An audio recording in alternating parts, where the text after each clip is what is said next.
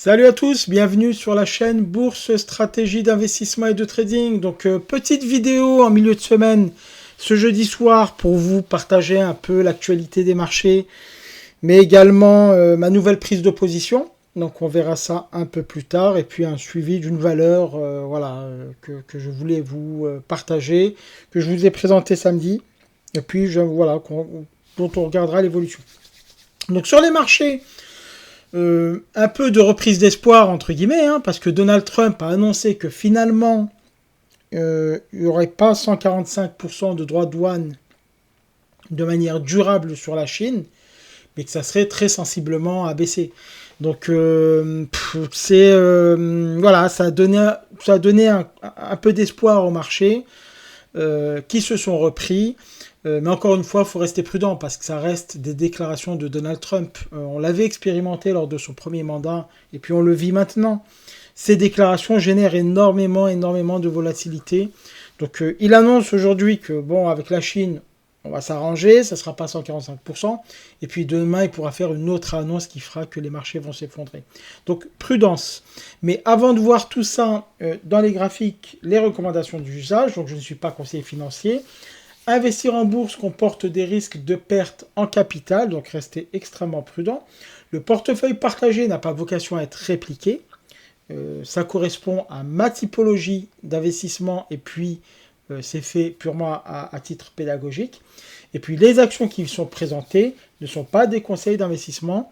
C'est un partage de méthode qui est fait avec vous. Voilà pour les recommandations d'usage. Donc on va passer directement au CAC 40 en journalier. Donc CAC 40 en journalier, donc on voit ici la déclaration de Trump qui a généré dans la nuit de mardi à mercredi, qui a généré un gap haussier. Déclaration sur les droits de douane au sujet de la Chine. Donc on s'est arrêté niveau M20 et puis aujourd'hui on a cassé la M20 avec une séance où on a démarré tout de même dans le rouge, et puis la bougie s'est rattrapée, a fini dans le vert. Donc c'est quand même une belle séance, globalement. On se retrouve au niveau d'une résistance hebdomadaire. Donc à voir demain comment clôtureront les cours. Est-ce qu'on va casser cette résistance hebdomadaire, et surtout est-ce qu'on la cassera de manière franche? Et puis, on a des gaps baissiers à aller combler. Donc, c'est intéressant. Les cours sont systématiquement attirés par les gaps pour aller les combler. Donc, voilà. On a une situation qui est plutôt, on va dire, positive, fragile. Mais c'est plutôt positif. Les marchés ont envie de reprendre espoir. Les publications d'entreprises qu'on voit actuellement ont tendance plutôt à rassurer.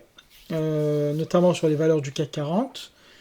Et puis, je pense qu'il y a un peu de pragmatisme. On se rend compte qu'effectivement, il est possible que Trump n'aille pas jusqu'au bout de ses idées et que, il va falloir être un peu plus pragmatique que d'annoncer 145% de droits de douane sur la Chine.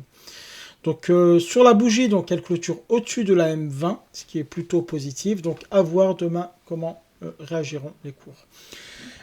En termes de valeur, donc je vous ai annoncé avoir pris une position sur une valeur qu'on suit depuis déjà quelques semaines, voire quelques mois, c'est L'Oréal.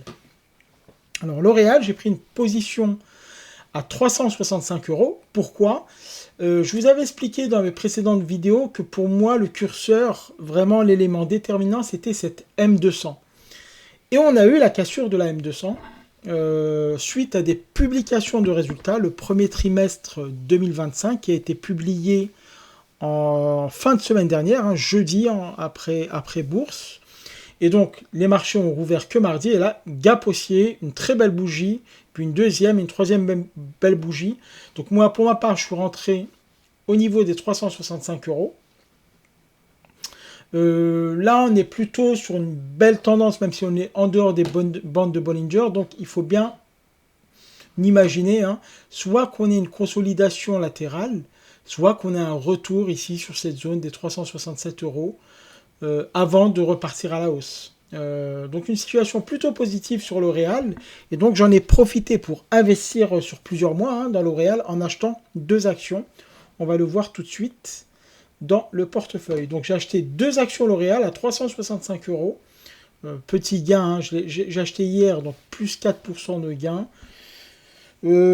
À voir comment je renforcerai. Est-ce que, si on revient au graphique, est-ce que j'attends une consolidation, puis en cassant les plus hauts, j'achète une action supplémentaire, ce qui me fera 3 actions. Est-ce que je rechargerai 2 actions supplémentaires un peu plus tard? Je ne suis pas tout à fait décidé. Je laisse un peu la poussière retomber, voir comment évoluent les cours. Et ce qui sera important pour moi, c'est vraiment qu'on reste au-dessus de cette M200. Attention tout de même, parce que les cabinets d'analystes ne sont pas tous euphoriques hein, concernant cette publication de L'Oréal. Par exemple, Deutsche Bank est toujours vendeur, Berenberg est neutre sur le dossier. Qu'est-ce qu'on a comme cabinet encore? UBS n'est pas inspiré par le dossier. On a qui? Vous allez sur Zone Bourse et vous voyez les actualités.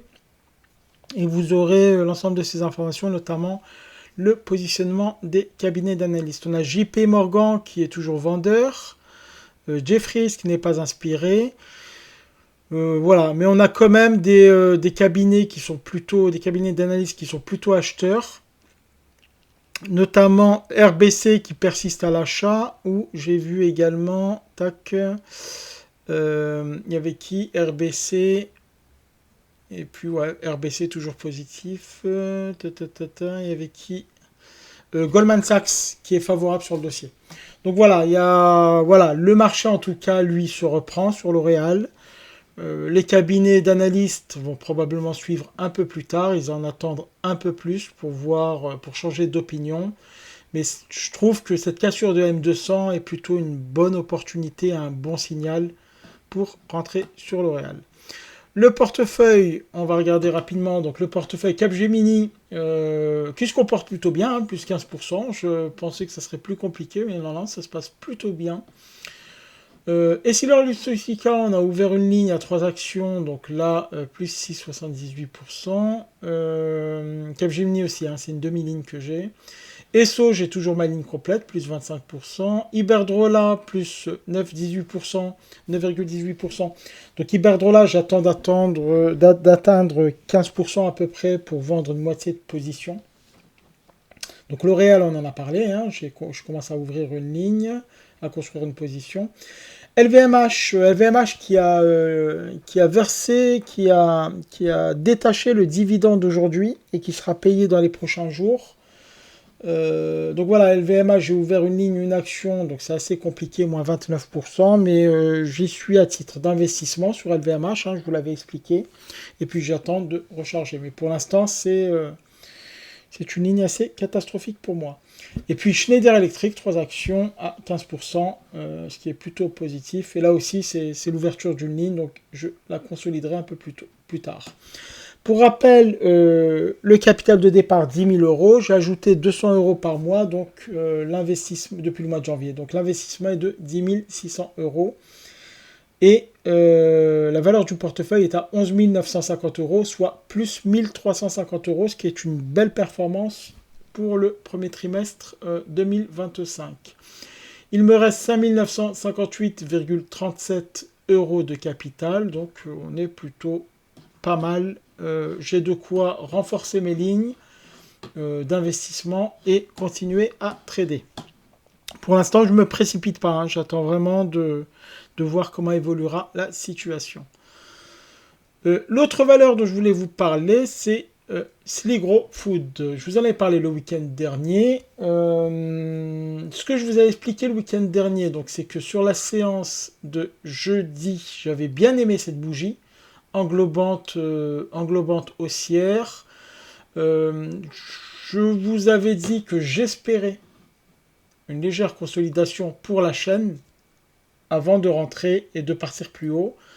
Malheureusement, cette consolidation n'est pas venue. Je vous avouerai qu'à titre personnel, je n'ai pas résisté. J'ai acheté, j'ai placé un ordre dès mardi matin. J'ai placé un ordre à 11,55 € avant l'ouverture. Et on le voit avec cette mèche, hein, il a été exécuté cet ordre. Donc tant mieux parce que les cours sont descendus jusque quasiment mon ordre. Hein. Ouais, quasiment mon ordre. 11,56, ouais, quasiment mon ordre. Donc moi j'en ai acheté à 11,56. C'est vrai que ça cote pas à la virgule impair. On me proposait 54 et 56. Heureusement que je n'ai pas mis 54 d'ailleurs.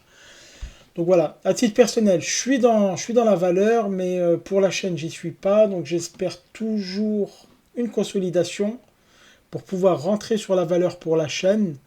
Donc pourquoi pas revenir sur les niveaux des 11,50, même plus bas, hein, sur le support des 11,36.